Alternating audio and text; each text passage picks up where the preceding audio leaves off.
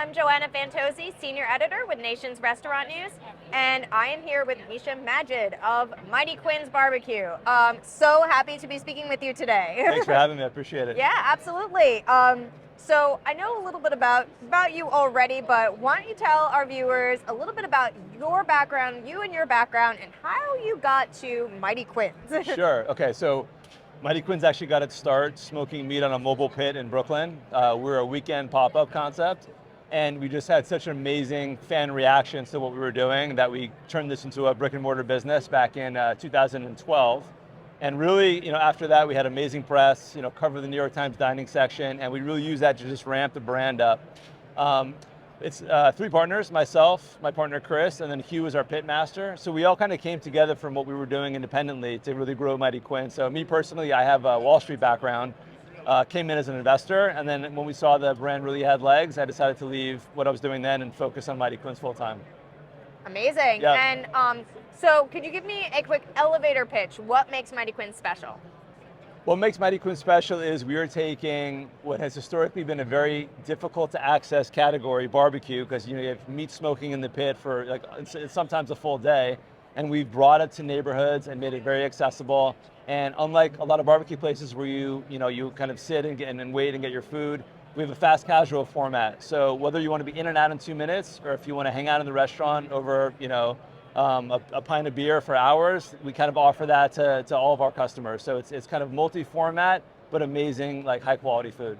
That's something that I've noticed at my hometown, Mighty Quinn's in Queens, is that you can hang out and have that drink. And it kind of makes it different than other fast casual restaurants then too, right? Yeah, so the Queens location is interesting. So that's our franchisee, Mike Dolan. He actually has a full bar with a custom cocktail program. So in that location, we took kind of the core Mighty Quinn's and we pivoted a little bit for the neighborhood. We have a big outdoor patio, big neighborhood component. So having the cocktail bar and more of a lounge vibe was important for that specific restaurant. Yeah, and you have different types of footprints as well, because you're also in stadiums and whatnot as well. Yeah, so we have stadium locations, we have traditional restaurants, and we also are in a dining concourse format. If you think about kind of elevated food halls, so we found ourselves going into commercial business districts where it's basically lunch focus, and we can run transactions, get people in and out very quickly. We have one down in Wall Street in the financial district, and they're doing 60 to 90 covers an hour. It cranks. So multi-format and really picking the type of restaurant we want for the neighborhood is super important to us. Yeah, absolutely. And something I think is really interesting is there's a lot of white space, because since you guys are mostly Northeast New York based, there's a lot of white space there. I feel like barbecue is mostly kind of known in Texas and whatnot. So I guess what do you love about kind of being in an area that's not as well known for barbecue? Yeah, no, it's an amazing point, because if you think about all the chains that are growing quickly, pizza, Mexican, burgers, lots of competition. For what we're doing, authentic barbecue in a fast casual format, we see tremendous white space. Oftentimes when we open in a neighborhood, we're one of two barbecue restaurants. So that's, I think, one of the reasons why franchisees have come to us, is because it's a really competitive offering, and they know they're not competing against 4 or 5 other places within 3 blocks. They're typically the barbecue place to go to. Yeah, absolutely. Okay, let's talk about the food. What's exciting about the food? My personal favorite, I love tackling that Brontosaurus rib. Yeah, the Bronto rib is a fan favorite. So for me personally, I love finger foods. So I go to spare ribs, I go to chicken wings. I think we have an amazing chicken wing. We smoke it and then we flash fry it, and we have 3 or 4 different sauces that we use. So that's been my go-to. It's spicy, it's sweet, it's got a little smoke flavor, a little lime at the end. So if you're first time coming to Mighty Quinn's, we're known for our brisket, but you have to try the spare ribs, you have to try the chicken wings. Okay, awesome. And what is the process like for smoking the meat? So it varies. We have our long smokes, which is going to be pork butts, it's going to be brisket. Those can go up to 18 to 20 hours. And then when you have a smaller cut of meat, like a chicken wing or even a spare rib, you're talking an hour to 4 hours, depending on the size of the meat. Everything is done individually. We pull meat to temp. When it's ready, it's ready. We don't rush the process. It's low and slow cooking. J&R wood-fired smokers. So the art is really in what happens in that pit. And I think what makes Mighty Quinn's unique is everything else we do around the meat plate. It's the chef-driven side dishes, the house-made pickles, the amazing sauces. Absolutely. And so is that low and slow kind of cooking technique challenging to do with a fast casual format? Well, the beauty is in barbecue, everything is done in advance. So when you walk into a fast casual environment, no one is expecting their food to be cooked, fired in the kitchen. So that's why the beautiful thing about this category is if you have a drive-through, if you have an ordering app, if you have walk-in business, everything is ready to go. So we can be as fast as our customers need us to be. And I think in today's market where it's all about convenience, speed and execution is what it's all about, excuse me. And so you mentioned franchising. How long have you guys been franchising for? So we kicked off our franchise program in 2018. So we signed up a bunch of deals. Now they all started getting open after 2021. So we currently have 6 franchisees open. We have another 4 or 5 locations opening in the next 12 months. And we're really just hoping to find talented multi-unit operators who want to grow the brand.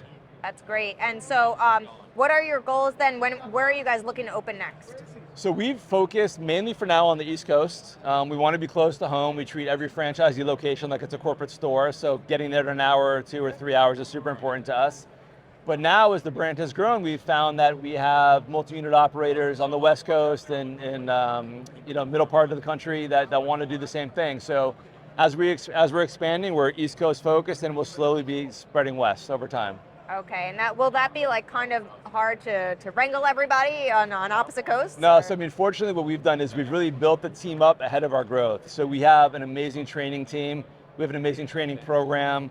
All of our systems that are in place are very accessible to franchisees, whether it be our digital document storage, all the operating manuals that we provide. So it's definitely not a set it and forget it concept, but with the right training and the right executors in the kitchen, it comes out perfect. Okay, great.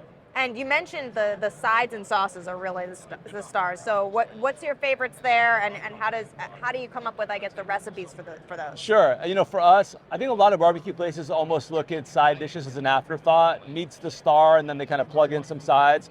We're as focused on the side dishes. So whether it's like a killer mac and cheese, our burn-end baked beans, we have an amazing Brussels sprout dish that's like flash fried with a soy vinaigrette. All of these things are beautiful on their own, but they also complement the smoked meats well. So I think when you walk in, it's not about kind of mismatched food, it's about everything complements each other. And then we also do the house-made pickles, so you get a nice kind of vinegar bite to kind of cut through the rich meats. It's a really nice experience. Great. And so besides the expansion plans, is there anything else you're excited about moving forward? I don't know, maybe menu plans or anything else? Yeah, so we launched our bottled barbecue sauce in the supermarket chains, and we just launched our wing sauce. So we're currently in about 600 grocery stores, and that's been taken off nicely. We just won the Gold Award in the barbecue sauce category for the Sophie Award for 2023. So that was super, it's a big honor. And I think with the wing sauce introduction, very unique product. It's unlike anything I think that's on the shelf, and that's kind of our number 2 to market. So we're super excited about CPG as well. Congratulations, very exciting. And yeah, CPG is huge, I feel like. Why do you think that was a good avenue for you guys to go into? I think that people want to have that restaurant experience in their kitchen.